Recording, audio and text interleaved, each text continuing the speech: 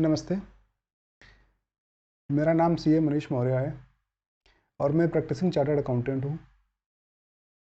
आज 7 जुलाई 2023 को ministry of finance ने एक बहुत ही बड़ी अमेंडमेंट लेके आए हैं थ्रू नोटिफिकेशंस। ये नोटिफिकेशन आपको ई गजट में मिलेगा। 7 जुलाई 2023 को पब्लिश हुआ है और ये रिगार्डिंग है जीएसटी का। जीएसटी में आपको भी पता होगा कि गवर्नमेंट का मेन फोकस हमारे जितनी बोगस फॉर्म है, जितनी फेक इनवाइसिंग हो रही है, उसको रोकना है, एनी हाउ रोकना है उसको। गवर्नमेंट ने काफ़ी मूव्स लिए हुए हैं। अभी आपको भी पता होगा कि बायोमेट्रिक कर रहे हैं। बायोमेट्रिक के थ्रू उसका वेरिफिकेशन करेंगे जितने भी हमारे जीएसटी अप्लाई हो रहे हैं। और भी काफ़ी सारे उन्होंने एक्शन लिए। अभी अपने डिपार्टमेंट किया, प्रीमिसेस वेरीफाई किया और इंस्पेक्शन भी किया हुआ है। उनको नोटिस भी भेजा गया है। काफ़ी सारे लोगों को जो सस्पेक्ट में थे वो भी वेरिफिकेशन किया गया। उसके बाद भी नहीं रुक रहा है। आज 7 जुलाई को गवर्नमेंट ने फाइनली इस चीज़ को, जो जीएसटी ऑफेंस है, स्पेसिफिकली तो नहीं कह सकते क्योंकि ऐसा कुछ मेंशन नहीं है, बट हमारा ये अजम्पशंस है कि जितनी फेक इनवाइसिंग बोगस फॉर्म्स हमारी चल रही है उसको कवर कर रहे हैं, बाकी सारे को कवर नहीं करेंगे। तो जितनी भी हमारे जीएसटी ऑफेंस हो रहे हैं उसको, हालांकि उन्होंने मेंशन प्रॉपरली किया हुआ है जीएसटीएन को, तो जीएसटी में जितने भी ऑफेंस होंगे हम ये मान के चलेंगे कि सारे के सारे हमारे पीएमएलए में कवर होंगे। तो अभी उन्होंने एक एंट्री नंबर 25, उसके बाद एक एंट्री ऐड किया 26 में। अभी तक टोटल 25 नोटिफाई किया हुआ है। अभी आज 26 नोटिफाई किया गया नोटिफिकेशन के थ्रू, जिसमें जीएसटी के जो भी ऑफेंस होंगे वो हमारे पीएमएलए के अंडर में देखे जाएंगे। अब वो पीएमएलए की पावर रहेगी। प्रिवेंशन ऑफ मनी लॉन्ड्रिंग बहुत ही स्ट्रॉन्ग पावरफुल एक्ट है और उसके अंडर में जीएसटी को लेके आना, इट मीन्स कि गवर्नमेंट के पास कोई और अब मेथड नहीं बचा है जिससे कि वो फेक इनवाइसिंग बोगस फॉर्म्स को रोक पाए। हर एक दिन हम न्यूज़ में सुनते हैं कुछ ना कुछ चीज़ें हमारी कोई कोई ना पकड़ा जा रहा होता है। कभी कोई फॉर्म किसी न किसी स्टेट में कुछ ना कुछ चल रही होती है। गवर्नमेंट ने बहुत ट्राई कर लिया, जेन्युइनली बहुत ट्राई कर लिया और एक अप्रिसिएबल मूव है ये। जितनी भी फेक इनवाइसिंग बोगस फर्म्स चल रही है वो बंद होनी चाहिए, क्योंकि इसकी वजह से हमारे जो नॉर्मल टैक्स पेयर हैं उनको सफ़र करना पड़ जाता है। अब मेरा कंसर्न क्या चीज़ है? मेरा कंसर्न सिर्फ दो चीज़ का है। बोगस फर्म्स बंद हो, फेक इनवाइसिंग बंद हो। सेकेंडरी, जो जेन्युइन हॉनेस्ट टैक्स पेयर हमारे जीएसटी में हैं उनको परेशान ना किया जाए। इसके कॉन्सिक्वेंसेस क्या होंगे जो मुझे समझ आता है। हम अगर देखते हैं जीएसटी डिपार्टमेंट, अगर आपने जीएसटी के मैटर देखे होंगे तो आपको दिखा होगा जीएसटी डिपार्टमेंट वाले स्पेसिफिकली आईटीसी के लिए, क्योंकि जीएसटी में मेनली दो ही मैटर बचते हैं, एक आईटीसी का, एक हमारा आउटपुट टैक्स का। तो आईटीसी में हमारे उन्होंने स्पेसिफिकली सिर्फ और सिर्फ जीएसटीआर 2ए का कंसिडर करके चलते हैं। जीएसटीआर 2ए में आपका अगर आईटीसी आया तो आपको आईटीसी दे देंगे, नहीं आया तो आपको उनको एक पूरा रिकन्सिलेशन बना के देना पड़ेगा। कौन कौन से बिल का आपको प्रॉपर बिल वाइज देना रहेगा, कौन कौन से बिल का आपने आईटीसी लिया है, कौन कौन से बिल का आपने आईटीसी नहीं लिया है, कौन कौन सा ऐसा बिल है जिसका आपने आईटीसी आगे नेक्स्ट मंथ में लिया है फिर नहीं लिया, उसका प्रॉपर रिकॉर्ड बना के देना रहेगा। जितनी भी आपने एक्सेस आईटीसी क्लेम की हुई, 2B से जो एक्सेस आईटीसी क्लेम किया हुआ है, इट माइट बी पॉसिबल कि आपके पास बिल्स आए, आपने बिल्स के बेसिस पे कर लिया, बट सप्लायर ने ड्यू डेट के अंदर अपने जीएसटीआर 1 को नहीं फर्निश किया, जिसकी वजह से आपको क्रेडिट नहीं मिल रहा है सेम मंथ में। यूजुअली ये दिक्कत हमारी आती है मार्च मंथ में, क्योंकि मार्च मंथ का अगर उन्होंने जीएसटीआर 1 सप्लायर ने 11 तारीख के बाद डाला तो जो बायर होते हैं उनको मार्च मंथ में क्रेडिट नहीं मिलेगी, वो क्रेडिट मिलेगी अप्रैल मंथ में। ये इशूज हम जब बैलेंस शीट बनाते हैं तो वहाँ पे भी आता है कि हमारे पास आईटीसी है, बिल है, जीएसटीआर 2A में आ रहा है बट 2B में नहीं आ रहा है, हम आईटीसी नहीं ले सकते हैं। उसके अगेंस्ट में कैश पेमेंट करना होता है, क्योंकि आईटीसी एलिजिबल नहीं हो उस टाइम पे। अप्रैल मंथ में जाके वो हमें आईटीसी मिलेगा। तो एक जेन्युइन इशू चलता है मेरे हिसाब से।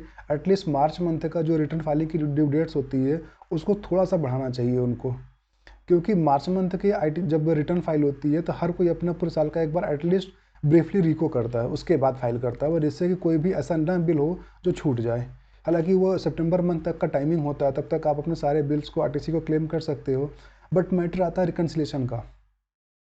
हर किसी के पास इतना पावरफुल प्रॉपर रिकन्सिलेशन नहीं होता कि आपने कौन कौन से बिल का आईटीसी बाद में क्लेम किया हुआ है। स्पेसिफिकली अगर हम बात करें जिनके पास पूरे साल भर में ऑलमोस्ट 10,000 बिल्स आते हैं, तो उनके लिए ये मेंटेन करना, फिल्टर कर पाना काफ़ी हार्ड होता है। ये बात मैं मानता हूँ, मैंने भी किया हुआ है, हमने भी देखा हुआ है। एक एक बिल वाइज को उसको चेक करना, इवन सॉफ्टवेयर के थ्रू चेक करना बहुत हार्ड हो जाता है ये चीज़ें।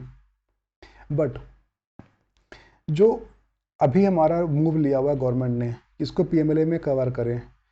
अब अगर हमारे जो जेन्युइन टैक्स पेयर हैं उनके ऊपर भी नोटिस आ गया कि आपने आईटीसी ज़्यादा क्लेम किया हुआ है, या उनकी ऐसी कोई फर्म है जहाँ से उन्होंने परचेज किया था बट प्रेजेंटली वो फर्म बंद हो गई है, तो जीएसटी वाले उसको भी बोगस फर्म मान के चलते हैं। एक बार फर्स्ट टाइम उसको इन्वेस्टिगेशन करने के लिए उसको बोगस फर्म मान के चलते हैं, फेक इन्वेस्टर मान के चलते हैं।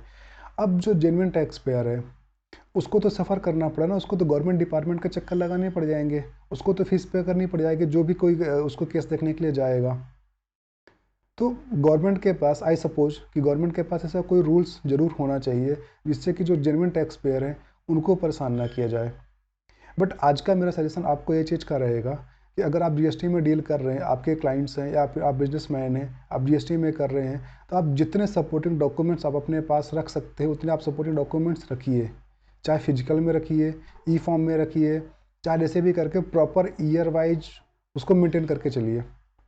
और जो भी आप आईटीसी क्लेम कर रहे हैं वो आपके पूरे रिकनसाइल्स होने चाहिए। आप हर एक साल के लास्ट में आप उसको एक बार ज़रूर रिकनसाइल कर लें। इसके एक रीज़न और भी हो सकते हैं कि गवर्नमेंट ने जीएसटी ऑडिट बंद कर दिया है just to promote the ease of doing business. तो काफ़ी लोग इस चक्कर में भी, जिनके 2 करोड़ 5 करोड़ से नीचे होते हैं, तो उनको फिर जीएसटीआर 9 की कोई ज़रूरत नहीं पड़ती है। अभी 4 जुलाई को उन्होंने एक नोटिफिकेशन जारी किया हुआ था। हमारे जीएसटी की एमनेस्टी स्कीम चल रही थी, 30 जून तक की थी, जिन्होंने अपना जो भी काफ़ी सारी फाइलिंग्स उसमें इंक्लूड किया गया था कि अगर फाइल नहीं किया हुआ है तो एक नॉमिनल से लेट फीस दे के आप उसकी फाइलिंग कर सकते हो। बट काफ़ी लोगों ने उसको मिस कर दिया। तो अभी 4 जुलाई को सीबीसी के ट्विटर हैंडल पे एक ट्वीट आया हुआ था कि अगर आपका टर्नओवर 2 करोड़ से या 5 करोड़ से नीचे है तो आपको 990 रिस्पेक्टिवली नहीं डालना है, उस पर कोई लेट फीस नहीं आएगी, आपको भरना ही नहीं है। वो कि इनका अच्छा मूव था। बट जब जीएसटी की ऑडिट नहीं हो रही है, नहीं करवा रहे हो, तो कोई भी टैक्स पेयर एक्स्ट्रा खर्चा करने को रेडी नहीं है कि बेवजह में किसी को भी फीस दे के हम एक रिकन्सिलेशन बना के रखें। बट समहाउ गवर्नमेंट अब इन्फोर्स कर रही है कि हमने जीएसटी हटाया हुआ है। ये भी सही है कि उन्होंने जीएसटी ऑडिट हटाया, सॉरी जीएसटी का ऑडिट हटाया हुआ है, बट बाकी चीज़ें नहीं हटाया हुआ है। तो आपको प्रॉपर रिकन्सिलेशन बना के रखना होगा। बिल वाइज आप पार्टी वाइज मैच करके चलो, बिल वाइज मैच करके चलो, ज़्यादा अच्छा होगा कि अगर आप पार्टी वाइज रिको करते हैं वो थोड़ा सा हमारे लिए आसान पड़ता है। एक एक सिंगल पार्टी के लेजर्स भी मैच हो जाते हैं और हमारे बिल्स भी मैच कर जाते हैं, वो इजी पड़ेगा आई सपोज। बट आपके जैसे भी सॉफ्टवेयर सपोर्ट करता हो, आप जो भी यूज़ करते हो, मैनुअली करते हो या फिर किसी थर्ड पार्टी सॉफ्टवेयर के थ्रू करते हो या जीएसटी के सॉफ्टवेयर के थ्रू करते हो, जो भी करते हो आप अपने हिसाब से एटलीस्ट एक रिको बना के रखिए proper GSTR 3, GSTR 2A, GSTR 2 और sorry GSTR 2A 2B 3B के जो भी हमने आईटीसी क्लेम किया हुआ है।